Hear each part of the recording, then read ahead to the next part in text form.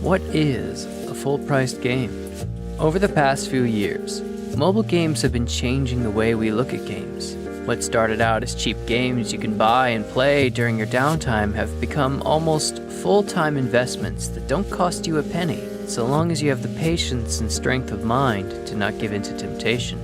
I'm not sure when this shift actually happened, but mobile games changed the way games were played. At first, I was admittedly turned off from paying a price, however small, just to put a game on my phone, a device that could barely manage the apps I already had on it to begin with. There was one exception, Diner Dash. Diner Dash was a really fun game I had played on PC and Facebook, around the time Facebook actually hosted games on its platform. It was fun, and I spent a good amount of time accruing points and star ratings to get further into the game's story mode. Unfortunately, Facebook stopped supporting the game. So what now? Enter the Google Play Store. When searching the Google Play Store, there was one game I wanted more than any other, Diner Dash. A very unusual thing I began noticing was there were two different versions of several games available on the App Store. A purchase version and a free version. And the most interesting part was they were the same app. Not only did this give me a chance to try the game out before paying a single cent, they were promising that I could own the game and play all the levels I wanted after that point. So after so long of playing the free version and achieving all the star points available to me, I decided to spend the small amount of money asked of me to get the full game. Only it wasn't the full game. So this was the first experience I had with a mobile app business model. So I was thinking at this point, I own this game, right? I paid the price listed on the paid version on the App Store, and I didn't have the apps constantly promoting the full version of the game popping up whenever I would beat a level. However, I didn't actually have access to the entire game. I had only purchased the next two world stages, and once I got to the end of the third map, I was asked to pay more money to unlock more stages. I remember at the time how frustrating that was. Though, to be fair, I wasn't anywhere close to getting all the star points for the stages I had already unlocked anyway, so I decided to hold off on spending any more money until I finished acquiring all the points possible to me at that point. Honestly though, looking back, I feel like the pay-as-you-go model was far kinder. With a pay-as-you-go model, the game eventually gives you access to all of its content, only requiring you to pay for the bits of the game you intend to play. If you don't get very far in the game, then you pay very little. But if you want the entire game, you eventually pay the game's full price. Compared to today, this was far fairer. But now we have entered a new stage of mobile game monetary models. It wasn't long before the game I was playing was once again no longer supported. If I wanted to continue playing Diner Dash in any capacity, I had to download a new version of the game and play that. Aside from the drastic change in art style, which I honestly wasn't a fan of, the game introduced the energy system, a system I started seeing a lot of. So, moving away from Diner Dash specifically, a lot of mobile games were introducing a cooldown mechanic. Over the span of real-world time, you had a limited amount of energy. To play a level, or to progress stages, or level up your characters, you had to spend energy. When your energy reserves were depleted for the day, you had to wait until the next real-world day in order to continue playing. For all the parents of the 90s, this must have been the amazing moderation tool they were asking for. No longer would they have to ask their kids if they were at a stopping point in the game in order to enforce moderated playing times. The game was doing it by itself. Now, being a veteran of the Animal Crossing franchise, this was a lesson I was already quite familiar with. Do a couple mundane tasks for about half an hour each day, put the game down until the next day. The problem came from the monetization scheme. This was no attempt at self-moderation. The game developers didn't want you to limit your playtime at all. In fact, they really wanted you to keep playing their game. Well, if they wanted you to play more, why use a system that limits what you can do? And that's where the gym system comes in. Now, to stop picking on Diner Dash, I want to talk about another mobile game. My Little Pony Friendship is Magic was a more popular property of the My Little Pony franchise, and it garnered admiration from a much larger audience than it was intended for. Despite the mixed reception of the fandom itself, I think the world, for the most part, was more or less accepting of the new audience. Now, being a casual fan of the series, I thought it would be fun to play their game. So instead of delivering food to tables and progressing through multiple stages to become the best server of all time, this game was a kingdom-building simulator. You build properties, recruit townsfolk, and expand your reach to other kingdoms. The only difference was it was pony-themed, but this was my first introduction to the gym mechanic. In games like these, everything requires time. Time is a valuable, real-world resource. We only have so much of it, and the game makes it clear very early on that in order to build your castle, you have to sit back and wait for a while for things to get built. Things get built faster depending on the ponies you have recruited as workers, etc. But recruiting more ponies also requires having certain buildings built in the first place. And recruiting your favorite means building the right buildings, having certain ponies already moved in, etc. Now, building things wasn't the only thing in this game. If it was, it would honestly make for a very boring game. You could also play little mini-games with your pony neighbors, and I think that was the main appeal. You build Ponyville how you want it built, and play with your favorite characters.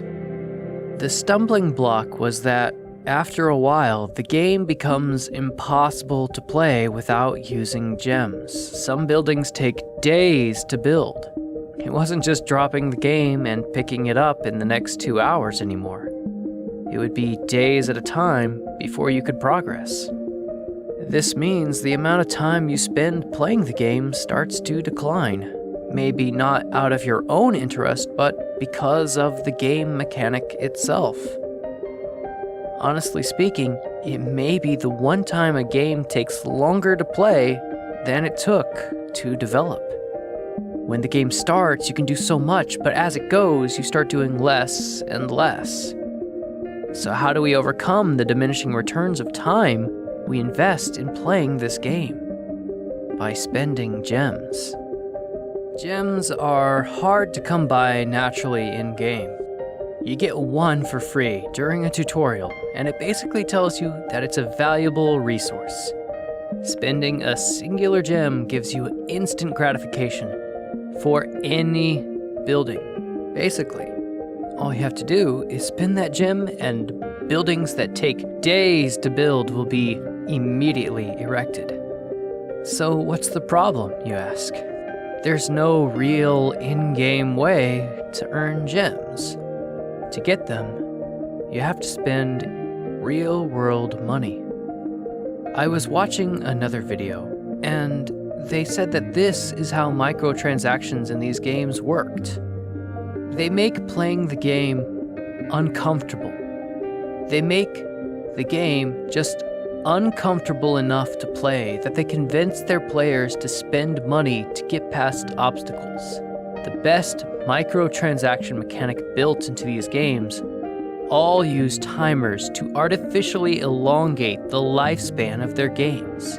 One game in particular got backlash for this practice. Harry Potter Hogwarts Mystery. Harry Potter Hogwarts Mystery featured a scene where your character gets trapped by a devil's snare, and you're required to spend energy, a limited resource, to free yourself. And if you don't have the energy to spend, you can easily wait up to 8 hours just to get past this point. Now, 8 hours may not be necessarily a very long time to wait, but given the situation the character is put in, it's easy to see why parents did not take a liking to this. Not to mention that the game required the use of energy at every turn. Parents were fairly upset that their children would have to spend more than the cost of a full-price game just to progress past the most early points within this game. And this is just one very long introduction to the topic of this video. What is the value we give to these games? My least favorite games all seem to have one thing in common: managing your investment of real-world time against your real-world savings, which incidentally also require investment of your real-world time.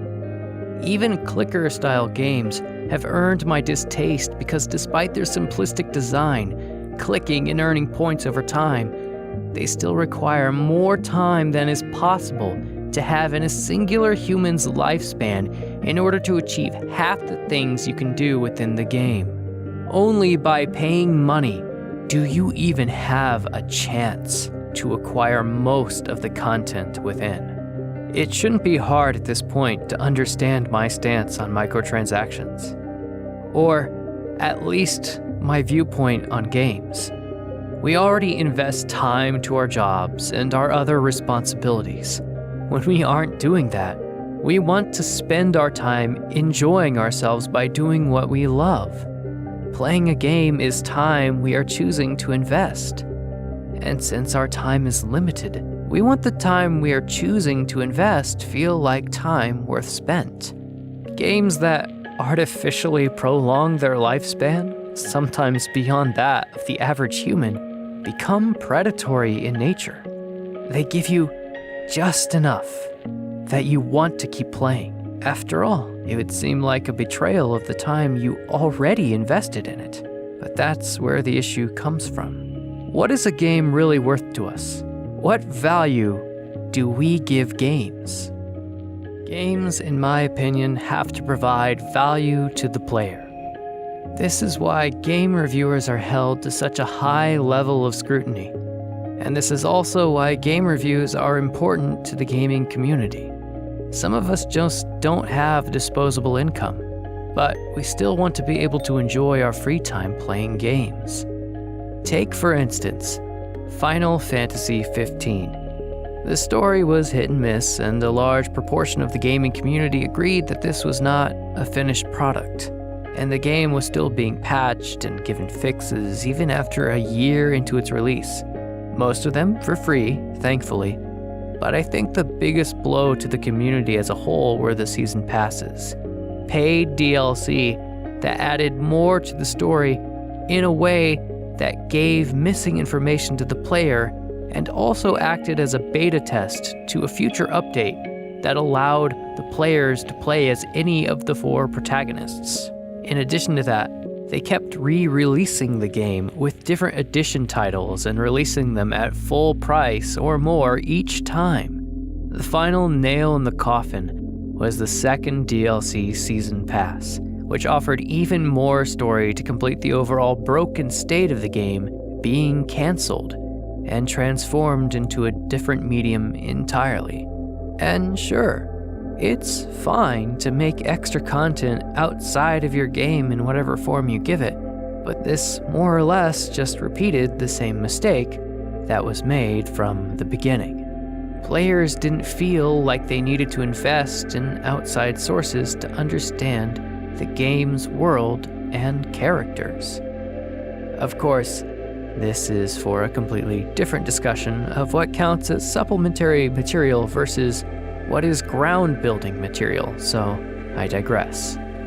The point I'm making is this game is a very clear example of an unfinished product that asked for more than full price investment in order to get the most out of it, and it clearly was not finished, giving all it could.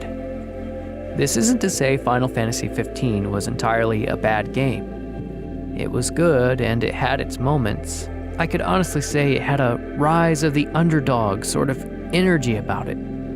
But even Episode Ignis, which I feel was the most successful installment to the game, could not completely wipe away the faults of trying to pass off an unfinished product at full price. When I finished the game and gave my honest review, both me and my cousin agreed that it was nice enough to play, but if you really wanted to buy it, we suggested that it was just better to wait until it was on sale. Now, where Final Fantasy XV failed for being a genuinely unfinished product that tried to overcome its shortcomings, we enter the territory of games that have withheld content. As in, they were finished products from the start, but some of its content is held behind a paywall and is only unlocked by paying extra. Now, when it comes to cosmetics or DLC that can basically be treated as its own little mini game inside a game, I don't really think too poorly of that decision. After all, games have to be made by a team of people, and these people invest their real-world time making it for us. And I would like them all to be properly and fairly paid, along with the rest of the world's people who hold full-time jobs. But again, that's a different topic to discuss. No, the issue that gamers have with DLC is with what a company considers it is selling as its product. If it's really hot in the middle of summer, and I live in an apartment with no cooling, and it's causing me to experience health issues, especially that of dehydration, and I spend a good chunk of change buying an air conditioning unit, I'd be very displeased if the coolant system was sold separately. Sure, they could have all of it in the same product and sell it together, as they should. But if you bought something that is meant to add convenience to your life only for the part that makes it actually work, do what it's supposed to do, be purposefully sold separately, not to mention that you would also need to then install it after buying it, I'd be fairly upset.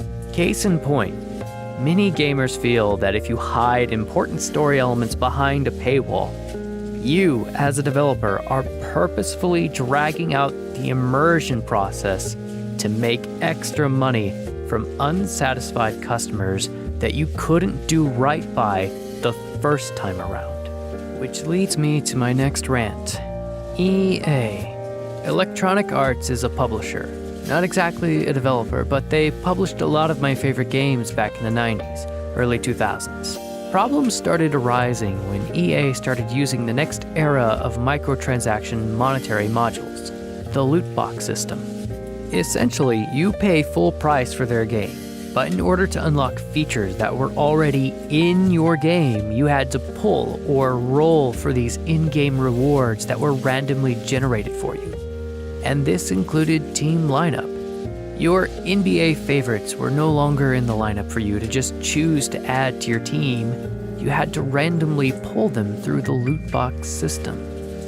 It was a big point of contention because these pulls required more of your hard-earned money, and there was no guarantee that you'd even pull the results you wanted from the boxes. Lawmakers had to decide whether this constituted as gambling and even tried to forbid the practice because this predatory nature could harmfully target children. Now, while I agree that children should be protected from predatory practices, I feel that only stepping in because something could harm children mitigates the danger of the real problem.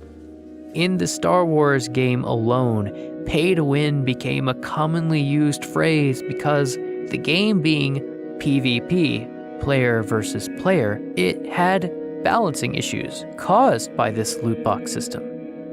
Sure, you could earn pulls, but your drop rates were skewed in favor of those who threw money into the system. And any amount of hard-earned in-game pulls were rigged to be less favorable. This made it harder for some players to have evenly matched or fair fights. The whole system made it so if you paid more money, you had the better gear. So with these monetary schemes, some more questionable than others, it's becoming clear that game developers and their publishers can make more than enough money from their games.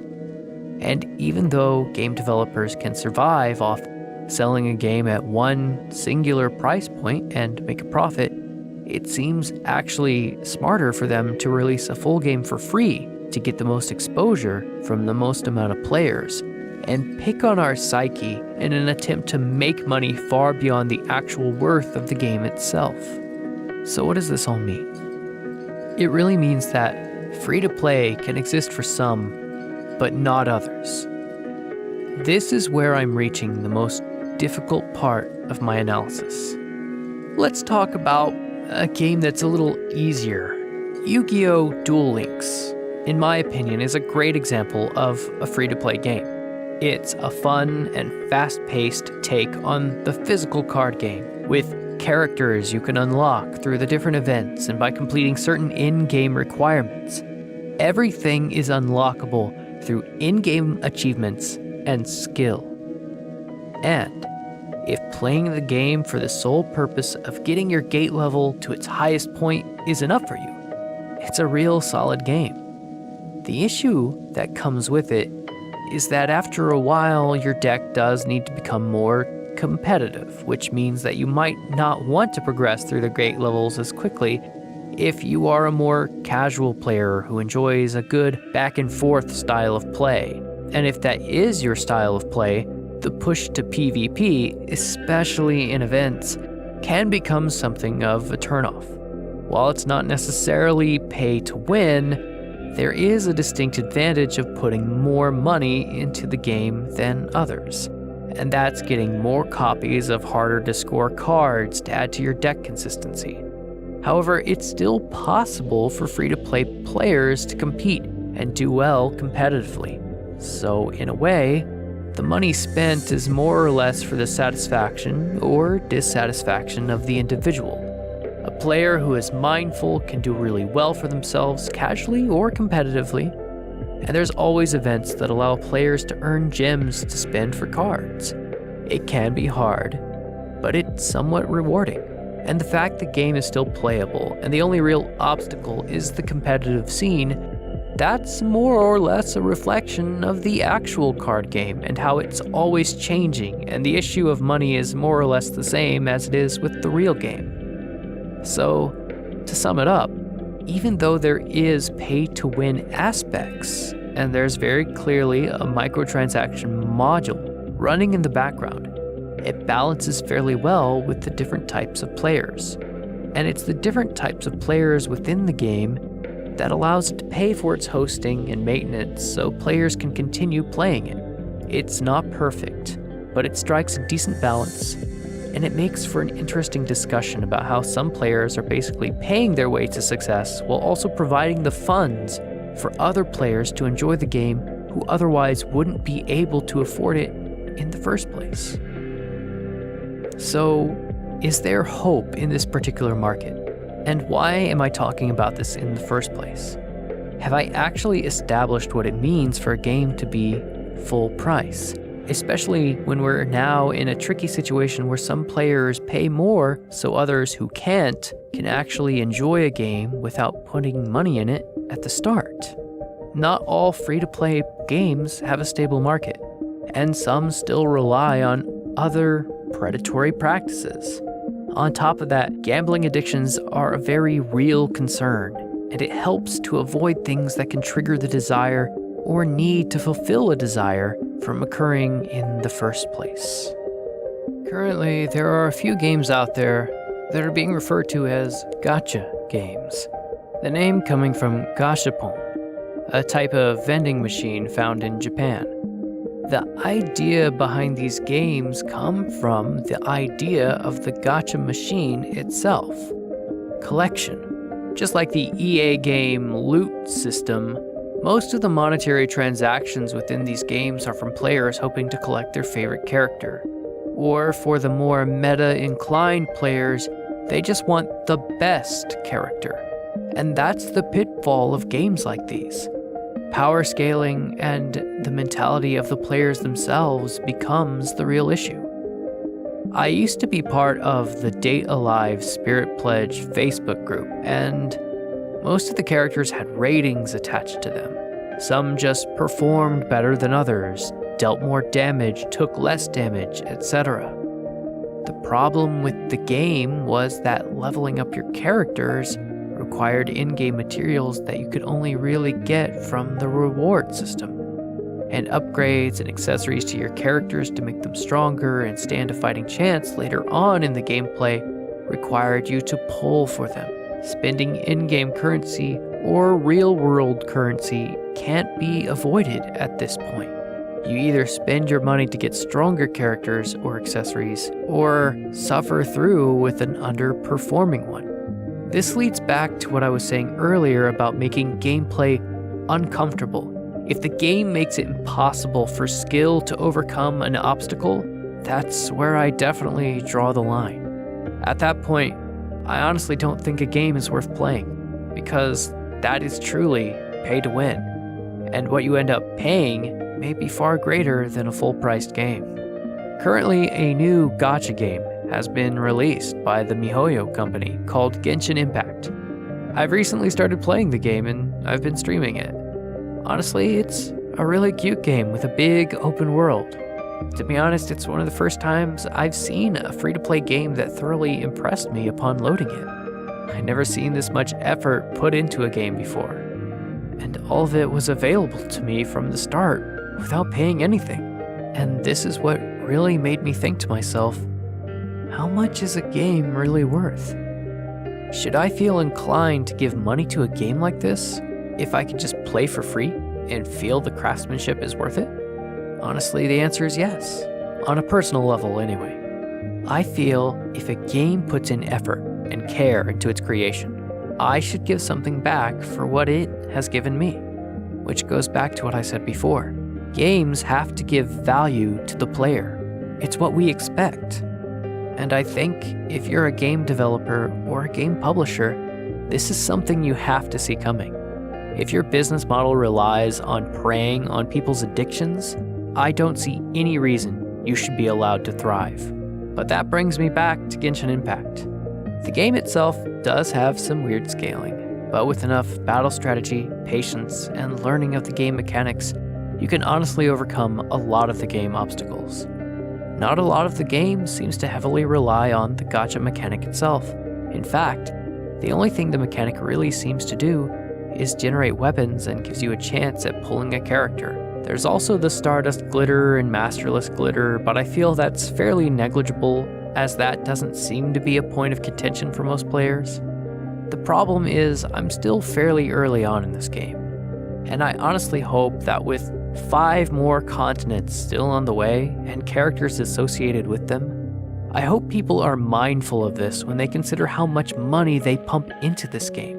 It's nowhere near a finished product, but it's very clearly made to be a fun, open-world adventure filled with characters to latch onto and an overarching story that expands over 7 different regions. And honestly, I want to see all this game has to offer. It's exciting. I can see genuine effort being put into this game. Having said that, I've seen the community as a whole, and it does make me a little concerned. Between players power leveling their characters way before the other regions are unlocked, and any real need to level that high, and then streamers and YouTubers regretting spending tons of money on wishes, the game's technical term for the gacha system, I'm wondering if this game is gonna burn out before it's even begun. Obviously, this game is making money, but it does lead back to the initial conundrum that started this essay. I mentioned that streamers were regretting making wishes on stream. Many of them are realizing that the amount of money that they spent on the game, money that they can write off as a business expense because being a YouTuber or streamer means that you are an entertainer, is not natural. No ordinary player can reasonably invest so much money into the game at the level that they are able to, and showing off these heavily upgraded characters and weapons may unintentionally encourage viewers, especially those who may have hidden gambling addictions or a development of a gambling addiction, to spend more money than they should. So I want to end this with a word of caution. I honestly don't know what the future of this game may hold. It looks beautiful and I see genuine effort, but it is not a finished product. So when playing games like this, please consider asking yourself the following question. If I consider the baseline cost of a full-price game and compare it to this one, how much would I be willing to spend on it? I heavily encourage you to keep that in mind, and I would ask that unless you feel you are more financially well off than other players that you inevitably support being able to play in the first place when they can't afford to invest much at all. You spend no more than you would on a full-price game, or at least a full-price game with an online subscription. If you want to support a game, by all means do, but never put yourself into a situation where you cannot afford to live. This game has not reached the end of its lifespan yet. Do not let it outlive you. Consider what it's worth, and pay as you go if you feel that's the best approach. Because honestly, looking back, perhaps that Diner Dash app really did have the best approach after all.